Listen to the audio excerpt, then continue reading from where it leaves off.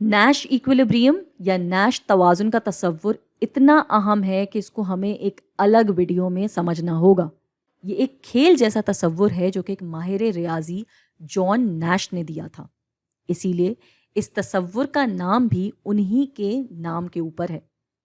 जैसा कि हमने ये वाला डब्बा पिछली वीडियो में दिखाया था, इसी तरह के कुछ खेल होते हैं जिनमें मुख्तलिफ हिकमत अमली होती है, जिनमें से सबका मवाजना करते हुए बेहतरीन वाली को चुना जाता है। ये जो कैदी का अलमिया हमने पिछली वीडियो में पढ़ा था, ये भी एक खेल ही है जिसमें मुख्तलिफ हिकमत अमली के मुख्तलिफ नताइज होते हैं, जिनकी बुनियाद पे कोई एक चुनी जाती है।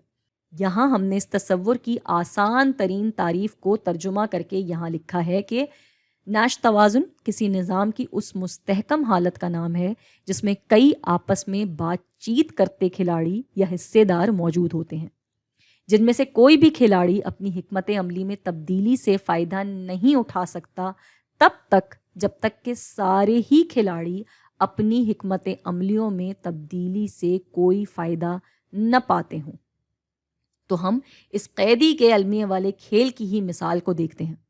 सबसे पहले तो हम इन हिकमत अमलियों को पहचान देते हैं। तो ये हुआ 1, 2, 3 और 4। अगर हम बात कर रहे हैं हिकमत अमली नंबर 1 की, तो क्या इसमें कोई भी एक खिलाड़ी अगर अपनी हिकमत अमली बदल लेता है तो इससे दूसरे वाले पे क्या असर आएगा? तो ये है नंबर 1, जिसमें जैन और बिलाल दोनों अपने ऊपर लगे इल्ज़ाम से इनकार कर रहे हैं। इधर जैन अपनी हालत अपनी हिकमत अमली बदलने से बेहतर कर सकता है। वो इनकार से एतराफ़ की तरफ जा सकता है, जिसकी वजह से वो फ़ायदे में आ जाएगा। बिल्कुल इसी तरह बिलाल भी अपनी हिकमत अमली बदल कर अपनी हालत में तब्दीली ला सकता है। चूंकि अब यहाँ एक फरीक ने हिकमत अमली बदल ली, तो अब ये नैश तवाज़ुन नहीं रहा। यहाँ हमने 2 मिसालें देखी जिसमें एक फरीक फ़ायदा हासिल कर सकता है अगर दूसरा वाला अपनी हिकमत अमली तब्दील न करे। अब दूसरी हिकमत अमली की बात करते हैं। यहाँ अगर हम तसव्वुर करें कि बिलाल अपनी हिकमत अमली पे ही खड़ा हुआ है, तो क्या जैन अपनी हालत में तब्दीली ला सकता है? इस जगह पे जैन की सज़ा सिर्फ 1 साल थी। अगर वो एतराफ़ से इनकार की तरफ बढ़ जाता है तो उसकी सज़ा 1 से 2 साल हो जाएगी। तो इधर जैन को अपनी हिकमत अमली की तब्दीली से कोई फ़ायदा नहीं मिलेगा। तो यहाँ तक तो ठीक है, मगर अब इसको बिलाल के नज़रिए से देखते हैं। अब हम तसव्वुर करते हैं कि जैन अपनी हिकमत अमली पे खड़ा हुआ है, तो क्या बिलाल को इसमें तब्दीली लाने से कोई फ़ायदा होगा?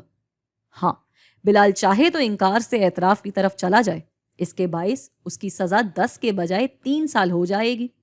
तो फिर वही उसी सूरत में फ़ायदा हो सकता है जब दूसरा वाला फरीक कोई तब्दीली न लाए, यानी किसी एक फरीक को ही नैश तवाज़ुन से हटना होता है, सबको ही नहीं। तो अब ये भी नैश तवाज़ुन नहीं है। अब आते हैं तीसरी सूरत की तरफ। इसमें बिलाल एतराफ़ कर रहा है और जैन इनकार। तो सबसे पहले तो हम इसको जैन के नज़रिए से देखेंगे। अगर बिलाल अपनी हिकमत अमली नहीं बदलता तो क्या जैन अपनी हालत में तब्दीली ला सकता है? वो यहाँ इनकार से एतराफ़ की तरफ जा सकता है, जो कि ज़रूर आपको भी अभी से समझ में आ गया होगा कि नैश तवाज़ुन यहाँ भी मौजूद नहीं है। इसलिए भी क्योंकि इस सूरत हाल को बिलाल के नज़रिए से देखा भी नहीं जा सकता, क्योंकि वो यहाँ से कहीं भी और नहीं जाना चाहेगा। चौथी हिकमत अमली में दोनों एतराफ़ कर रहे हैं। इसको सबसे पहले हम देखेंगे जैन के नज़रिए से, और बिलाल अपनी हिकमत अमली पे साबित कदम रहेगा। तो अगर वो यहाँ एतराफ़ से इनकार की तरफ जाएगा तो नुकसान में चला जाएगा, क्योंकि बिलाल तो एतराफ़ कर रहा है। ऐसे में उसको 10 साल की सज़ा हो जाएगी, तो उसको ये नहीं बदलना चाहिए। अब इसको बिलाल के नज़रिए से देखते हैं, जबकि अब जैन साबित कदम माना जाएगा। यहाँ इसके साथ भी वही होगा। वो एतराफ़ से इनकार पे गया तो जैन तो एतराफ़ कर रहा है, ये तो 10 साल के लिए कैद हो जाएगा। तो इसके लिए भी ये अच्छा फैसला नहीं है। तो जैसा कि यहाँ कहा गया है कि कोई भी तब्दीली से कोई फ़ायदा नहीं उठा सकेगा तब तक जब तक बाकियों का भी तब्दीली से फ़ायदा मौजूद न हो। जैसा कि इसमें دونوں کو ہی اس حکمت عملی میں تبدیلی سے کوئی فائدہ حاصل نہیں ہے. تو یہ آ گیا نیش توازن، اور یہ ہے ایک مستحکم حالت.